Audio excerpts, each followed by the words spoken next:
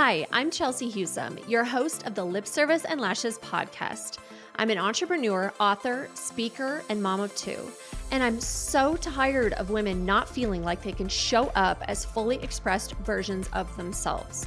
So here, we're all about that unapologetically, because honestly, we don't have time not to. Literally, because we're busy as F moms and entrepreneurs, but also figuratively, because we don't know how much time we have on this planet, and we want to make an impact now. But if we're doing this, we're making it real vibes only. So let's get inspired, laugh our asses off, quite possibly cry, and feel like you're sitting on the couch with your bestie and a glass of wine. I'm so happy you're here. Let's dive in. Hello, everyone, and welcome to another Lip Service and Lashes episode. I'm your host, Chelsea Hewsome. Today, I am joined by my friend, Emily Jacobson. Emily is a somatic life coach. Through one-on-one sessions, group programs, and corporate workshops, Emily teaches practical and simple tools to harness the power of a regulated nervous system. With a diverse background in public service, communications, and transformational coaching, Emily's passion lies in teaching and communicating complex topics with clarity.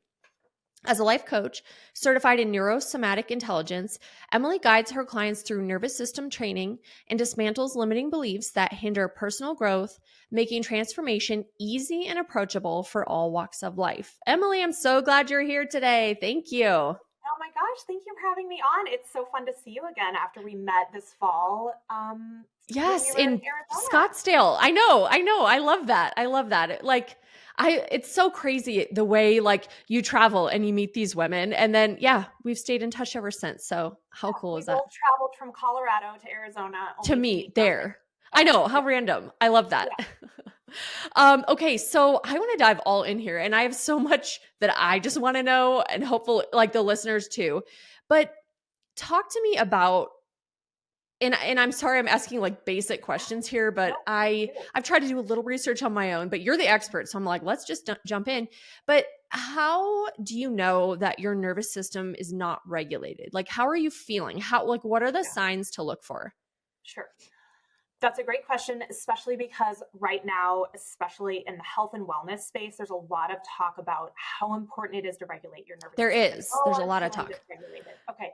So there is a little bit of a misnomer here about dysregulation versus regulation. Okay. The way that our nervous system works is we're kind of always vacillating between different states. Within the branch of the nervous system that's autonomic, where it's just sort of automatically happening, you've got the sympathetic state and the parasympathetic state. Sympathetic is when you're activated and you are able to take action.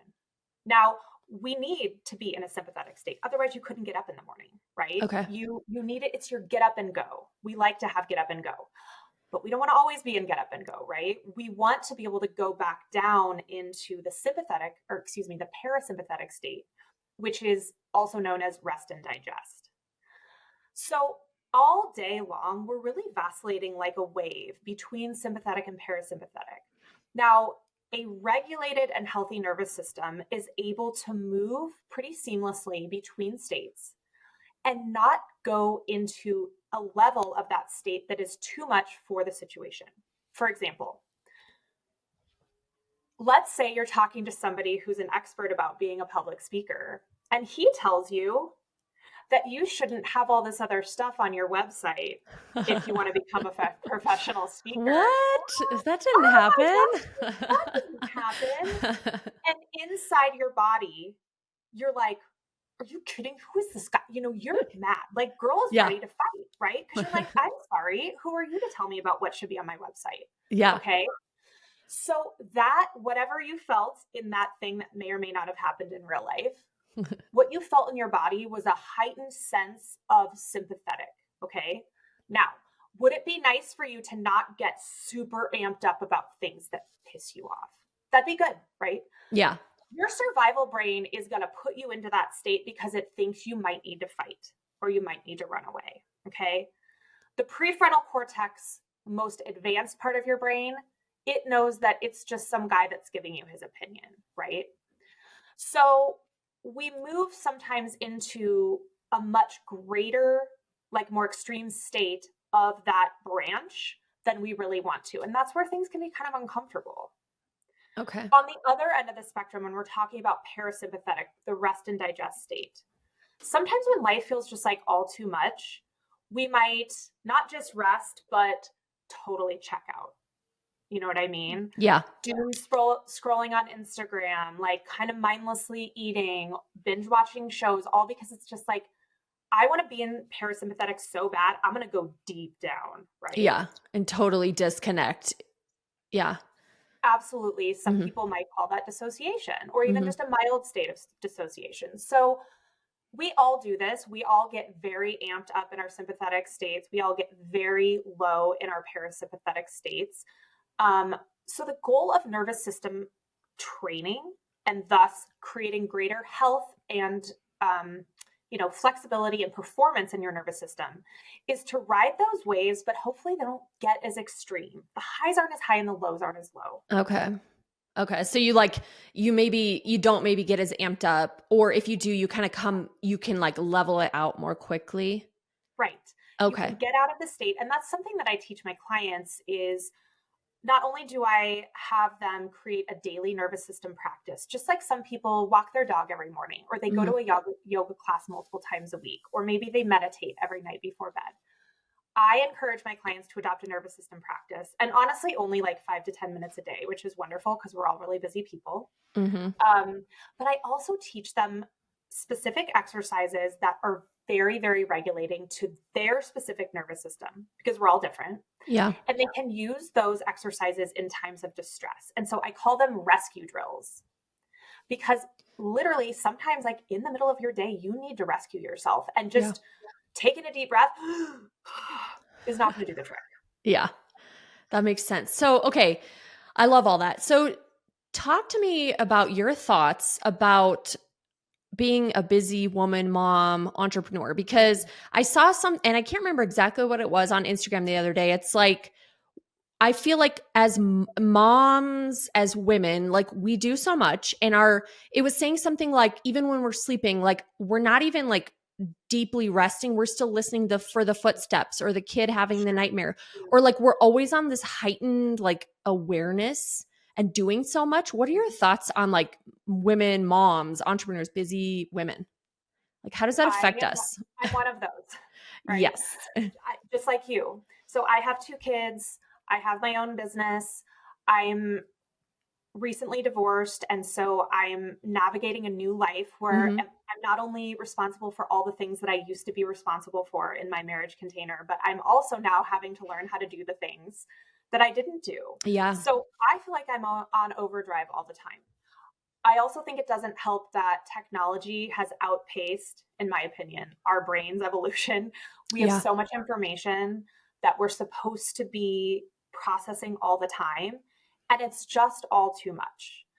So I definitely can relate to what you're saying. And also I think that, yes, when our kids were younger, and for moms who still have young kids, you are sleeping, but there is a part of you that's waiting to hear the cry in the night so that you can go attend to your child. And evolutionarily, biologically, that makes a lot of sense, right? But at what cost? Because when you're sleeping, you go through different sleep stages through your sleep architecture. You've got light sleep, which is light. You've got REM sleep, which is when you're dreaming. You've got deep sleep. And deep sleep is so important because that's when your glymphatic system is operating. Your glymphatic system is it's like lots of little trash trucks in your brain cleaning out all the junk at night. And it only happens during deep sleep. Really? And so the importance of getting into that stage is super crucial for brain health, but it's not always possible because we're just so on. It's hard to fully relax. And that just becomes a nervous system pattern over time because our brains have learned that, okay, I'm living this stressful life, but everyone is still here and still alive. That must mean that being kind of on all the time has been an effective strategy. I guess I should keep doing that. Yeah. So we just need to find ways to slowly, through neuroplasticity, rewire our brains so that they can learn that it's actually safe to fully rest. Yeah. I do. I feel like We were just talking before we hit record that we both think potentially we have ADHD, and about Yeah. like how we are constantly like doing things, and it's almost like this anxiousness or restlessness, and Yeah. maybe we're like overcompensating for that or doing something. I mean, it's just so interesting that we're on all the time. And you're It also is. saying, so when my husband's having night terrors, screaming, running around the room in the middle of the night, or my kids are sleepwalking or talking at night, yeah, I'm like, I have no hope here to actually get some Yeah. good sleep. It's That sounds sometimes, like it uh, could be a take a couple nights in the guest room situation for you. I've been sleeping in the basement for like 3 months, and it's glorious because my husband also snores, and I'm like, I love you, but I may smother you with a pillow, and Yeah, and you're like, I I need love my you, but I sleep. want my sleep more. Yeah, that's Yes. actually really smart because if you're not getting that deep sleep, you're gonna get maybe 8 hours technically, but you're not gonna feel rested. Yeah. Yeah. And I'm like, well, I love you, but like I'm sleeping in the basement. Nothing, but you snore, and I just can't. I think I've become, as I've gotten older, I think we sleep maybe less, or we wake up in the That's middle of the true. night. And so it's like I don't sleep well. I'm a very light sleeper since I've Yeah. had kids, right? And yeah, Hmm. so Yeah. Well, good for you. Talk about self-care. yeah, I'm like, bye, I love you. He's like, are you going into your basement apartment? I'm like, yep, see you in the Yep. morning. Yep. Nice and cool and dark. I'll check you I don't later. feel bad about it, but see you later. All right. So how did you get here and decide that this is what you want to do? Well, it was through a lot of self-work. I think that's how a lot of us come to our passions Oh is yeah. the thing that you need the most for yourself. You have to learn and go through first before you can share it with other people. Hmm. And I actually just wrote about this in a collective book that I was a part of. And I wrote this chapter about how I spent over 20 years in a career that I kind of fell into. Oh. I worked in public service. I was a public servant working in government for a really long time, and I really enjoyed the work, but I always wished that I had been a therapist.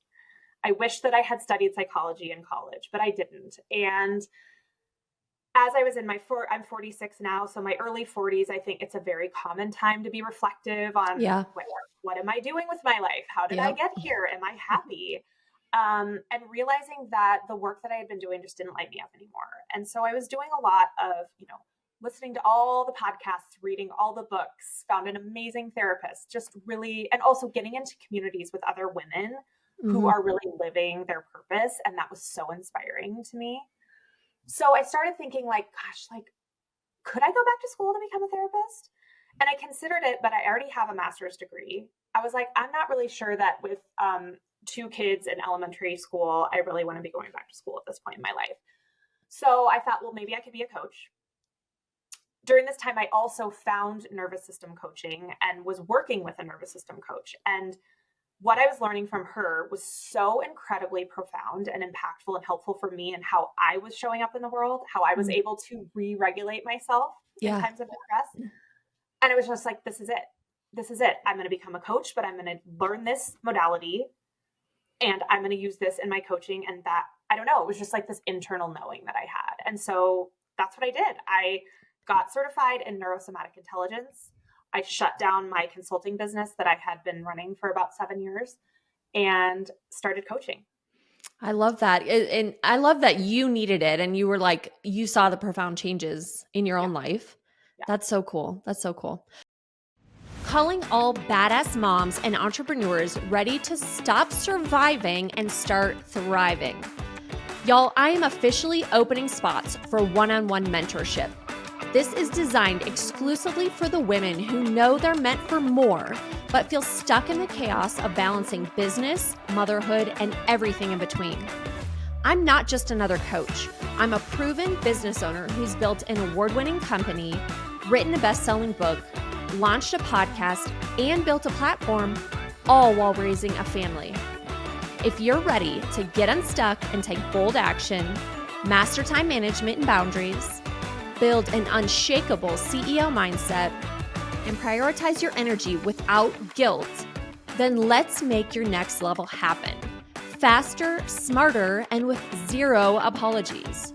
This is not for the excuse makers. It's only for women ready to go all in on themselves. Remember, spots are limited, so if you are interested, head on over now to Instagram and send me a DM with the word mentorship. I cannot wait to talk to you, girl.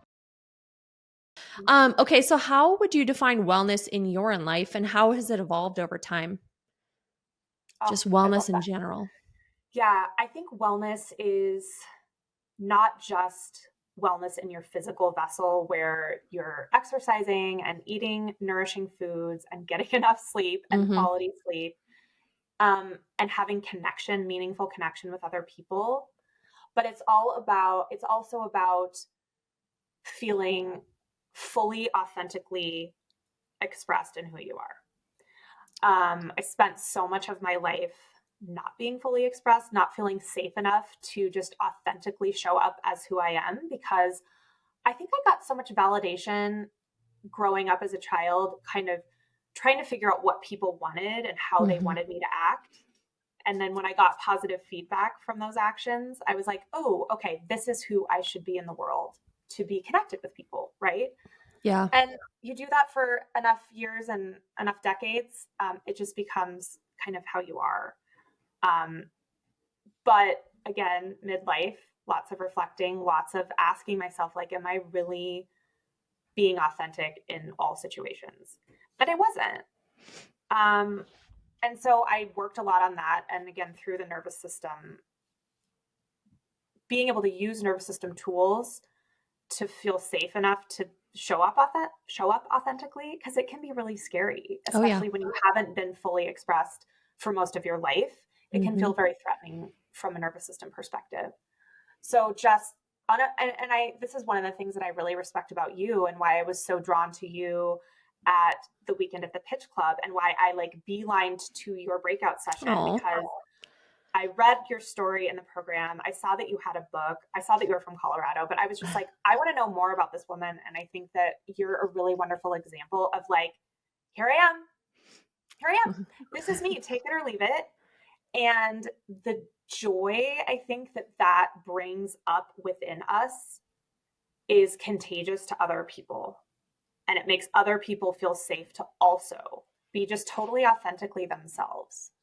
well, thank you for saying that. That means a lot. And I agree. Like, I think a lot of us were people, like as little girls, we're people pleasing. We're the good girl. We just, you learn not to ruffle feathers, or you don't push any boundaries, right?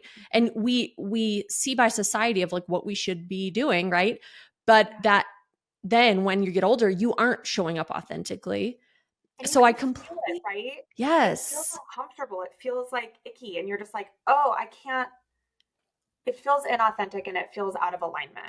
And you Yeah, just can't like do it anymore. you can't you're not showing up in the world like who you're meant to be. And I totally agree. Like, I feel like writing my book and putting the good, the bad, the ugly out in the world literally was, I didn't realize how freeing it would be. And in the last like year and a half, I'm like, oh my God, like I actually don't care anymore.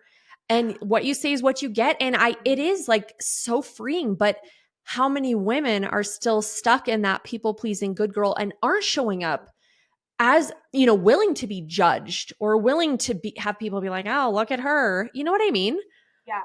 It's Oh, yeah. hard. I mean, I think that, first of all, talking about people pleasing, um, it is such a very female trait. Oh, it I think a is. lot of women, men do it too, but I think that just women who are socialized uh, as women, as girls, Yeah. they were rewarded for that behavior. And what I would love to tie the concept of people pleasing into the nervous system conversation, Yeah. because, I think that everybody's familiar with the three F's: fight, flight, and freeze. Yeah. But there's actually a fourth, which is fawn. And Mhm. fawning is people pleasing. Oh, And interesting. it's really interesting because they're all protective responses. Okay. They're all like very biologically, evolutionarily adaptive, because way, way, way back when we were living in caves or whatever, Yeah. and you were in danger, you had options, right? You could either freeze to figure out what you were going to do next. Hopefully, nobody sees you, the threat Mhm. doesn't see you. You could run away, you could fight, or so those are like biologically driven. But what we learned, like as we're growing up, is okay, if I can't fight, flight, or flee, I can rely on my caretakers to do it for me, right? Mm-hmm. So if your caretakers are your number one source of safety, you better stay in connection with them, right? Because Yeah. otherwise, if they have to run away, they're going to leave you behind. Mm-hmm. So we learn and adapt behaviorally to people please, to stay in connection with those caretakers so that they can keep us safe when we know that we're young and small and vulnerable. Mm-hmm. So it totally makes sense that growing up, you're going to people please your parents because even though this part of your brain knows they're never going to leave me, like this more primitive part of your brain doesn't know. Yeah. It thinks they could leave you behind. And so you better stay in contact, in good relationship and connection with those people at all cost. And so that works enough as a child. Of course, you're going to carry it into adulthood. Oh, yeah. Until you finally know that it's not serving you anymore. Yeah. Talk to me kind of on that, but like talk to me about boundaries. Like, have you, I know I've grown a ton in the boundaries I set on my energy, my time, what I'm doing and the people I'm around, but talk to me about that because I agree. Like at some point you say, this isn't serving me. I do need boundaries. So talk to me about that. Yeah. I had very leaky boundaries for a long time. Me It too. was like, because saying yes meant the other person who was asking was happy with me. Yes. And if they're happy with me, that reflects back to me as like, I'm a good person. Mm-hmm. Like I, for so many years was like, I cannot have anyone be mad at me. It was like, I would do anything to make sure that somebody wasn't upset with me for some reason. Mm-hmm. And then what happens over time, you keep doing that. And that inner knowing of like, I'm saying yes to this thing that I don't want to do. You feel it, right? Oh, yeah. And that feeling is called resentment. Yes. And if you have enough resentment built up over time, I think you finally recognize like, I've got to do something about this. Yeah. And at first it can feel really scary because your brain does not like doing new things. Your brain is all about conserving energy and it's all about prediction. And so it's like, okay, I have people pleased so many times. I've said yes to so many things. I know that that keeps me safe and in connection. I'm just going to keep doing it. Yeah. The thought of trying to change, your brain knows, oh, that's going to take so much energy. Mm-hmm. Oh, I should really conserve that energy. So it can feel very, very scary and very draining and exhausting, actually, when you first start setting boundaries. But I think that like we both know it's really the only way. Oh, yeah.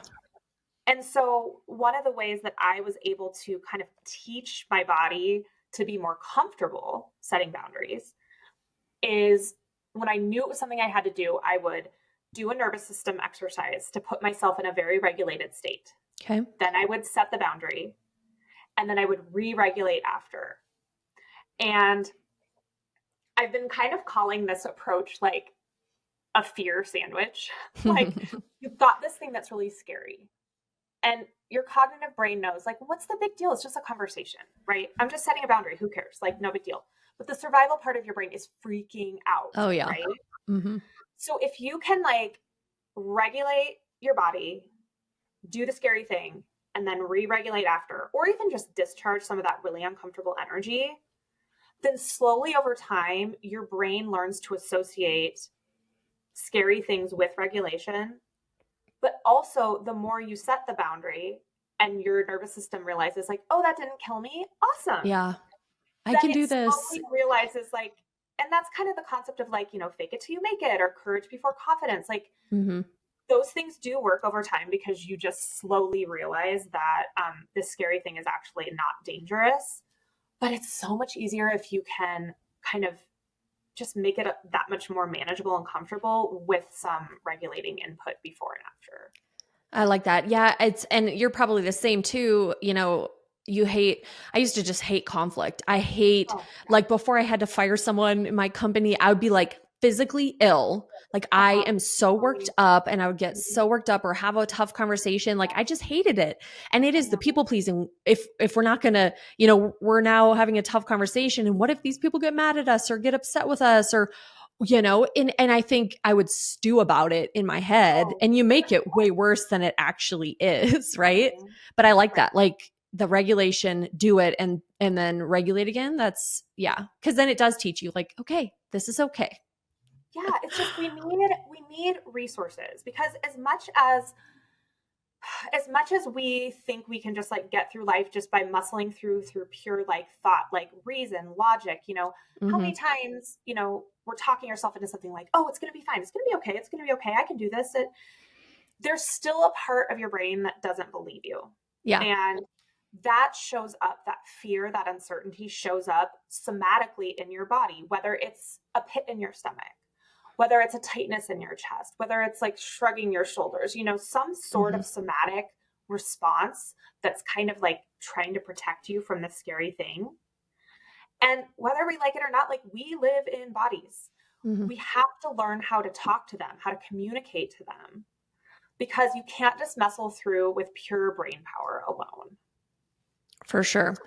So can you tell us, and then I want to hear about your book in a second. What are your top 3 ways you personally prefer to kind of bring it down a notch and re-regulate yourself? Yeah. Okay. Awesome. I love that. I'm top 3. I'm like, I have like You probably have like dozens. 5,000, but I do. I have lots and lots and lots, and it's so much fun. Okay. But I'm going to talk about ones that are really easy for people to do. Okay. So the first thing is, believe it or not, it is very, very regulating to your nervous system to stimulate the surface of your skin. okay.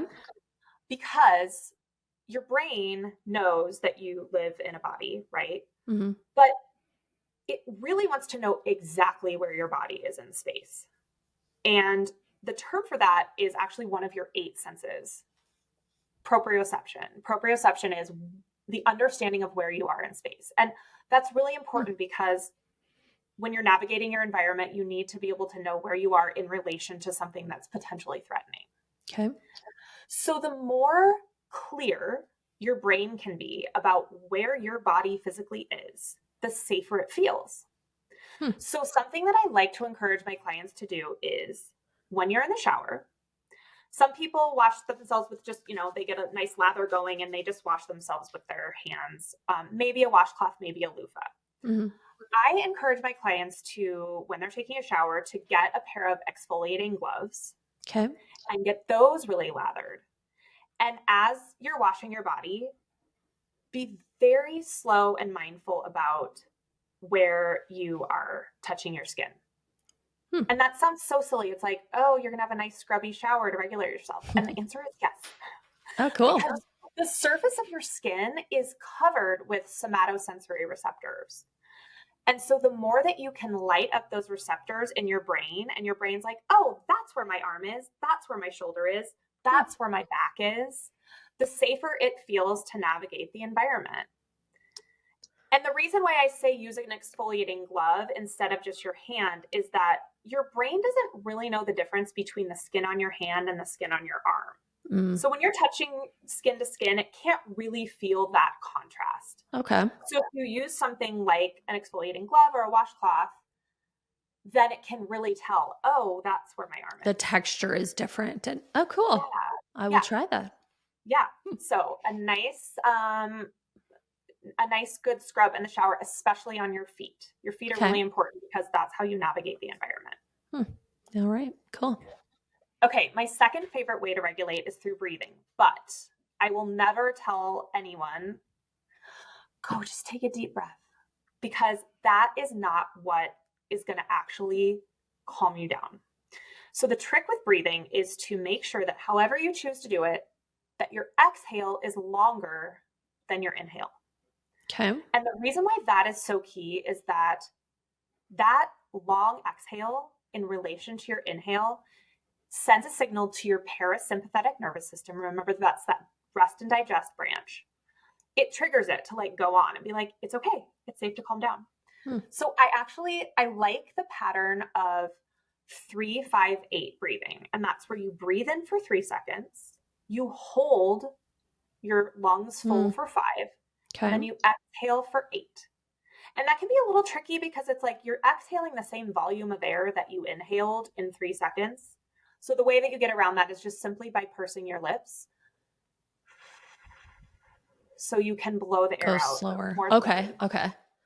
And a lot of people have heard of box breathing. It's where you breathe in for 4, hold for 4, exhale for 4, hold for 4, and you just continue to do that.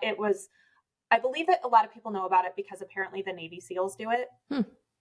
And, it seems like they can handle anything. So let's do box breathing, right? Yeah, right.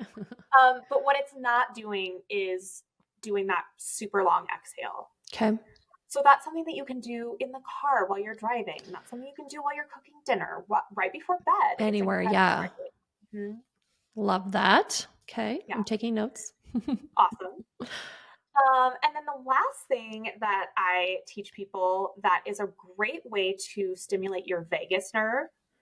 Your vagus nerve is it's the longest cranial nerve that comes out of your brainstem, and it innervates so many different organ systems in your body.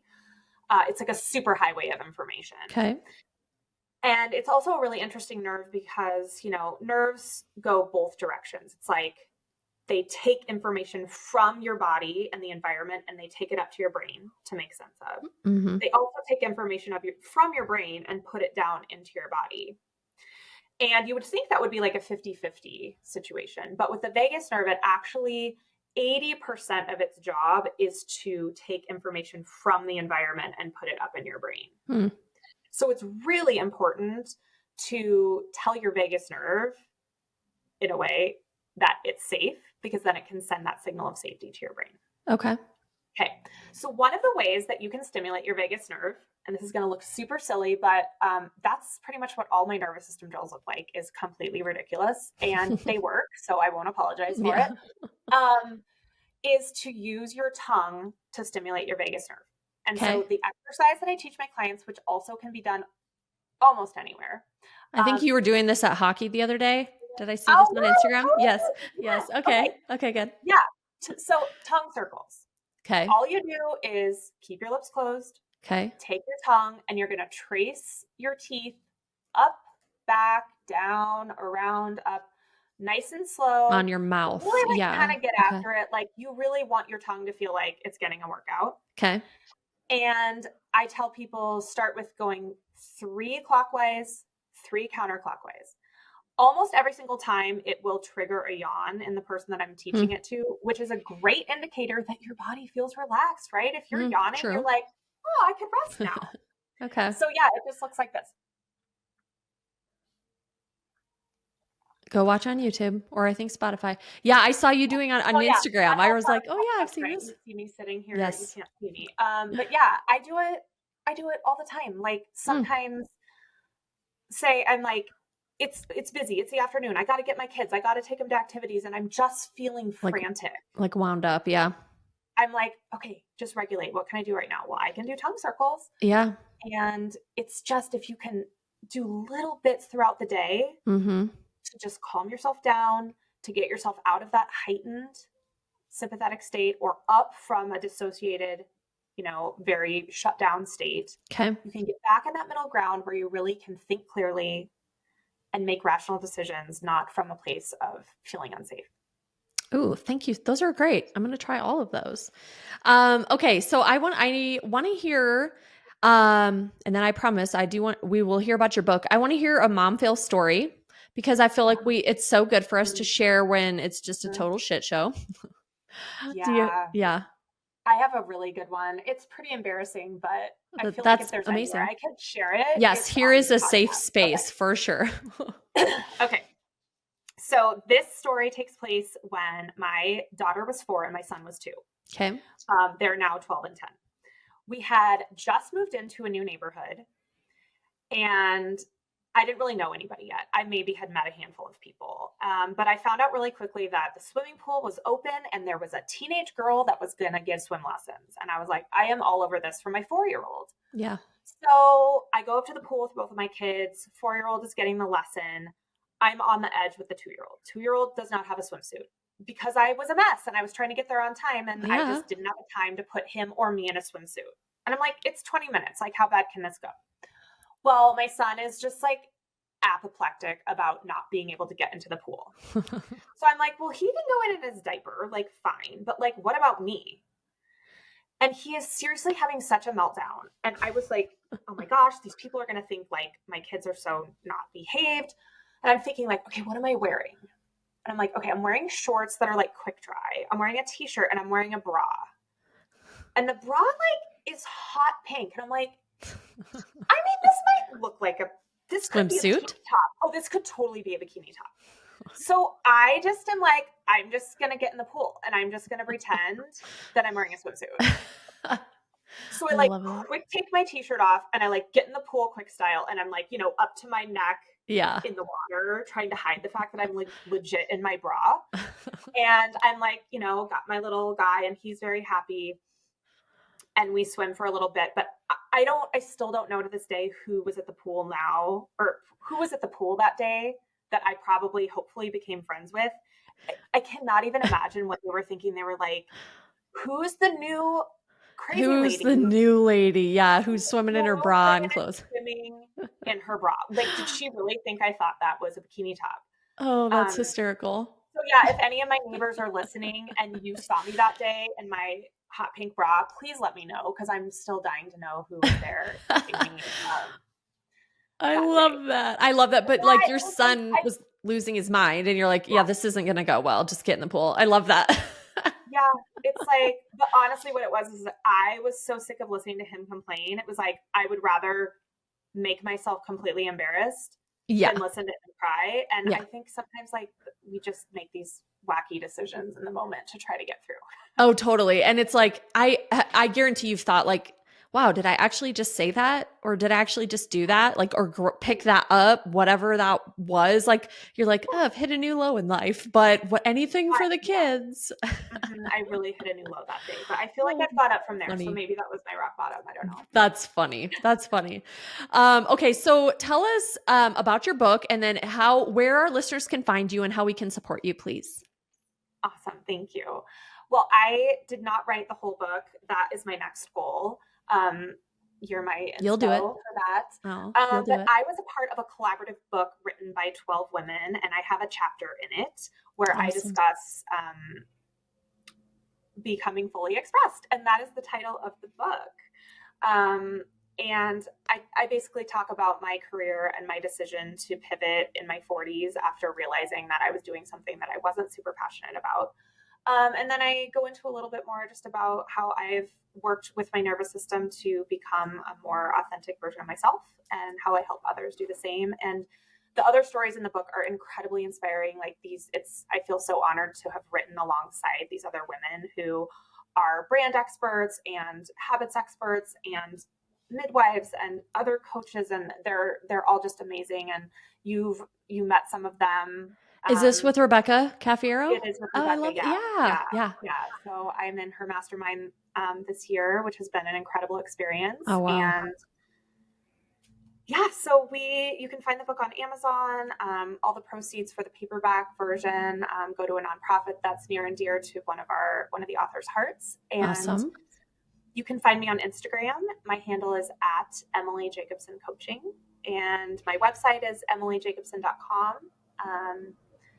I'm on LinkedIn as well. And I love talking about the nervous system. I love helping others figure out how to feel safe enough in their bodies to show up as the best version of themselves. And so, would love to have some conversations over there about that topic.